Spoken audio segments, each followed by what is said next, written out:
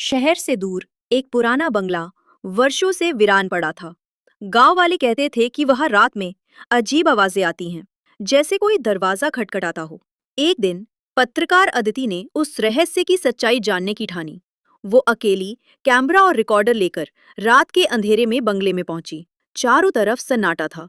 केवल पत्तों की सरसराहट और उसकी धड़कनें सुनाई दे रही थी। अंदर घुसते ही उसे दीवार पर खून से लिखा एक वाक्य दिखा, जो देखता है वो बचता नहीं। अदिति का दिल जोर जोर से धड़कने लगा, लेकिन उसने कैमरा ऑन रखा। तभी ठक ठक ठक, मुख्य दरवाजे पर किसी ने दस्तक दी। उसने डरते हुए दरवाजा खोला। बाहर कोई नहीं था। तभी उसे सीढ़ियों से गिरने की आवाज आई। वो भागकर ऊपर गई। वहां एक कमरा था, बंद। लेकिन जैसे ही उसने दरवाजा खोला, उसे अपने कैमरे की स्क्रीन पर कुछ दिखा। एक अधजला चेहरा पीछे खड़ा उसे देख रहा था।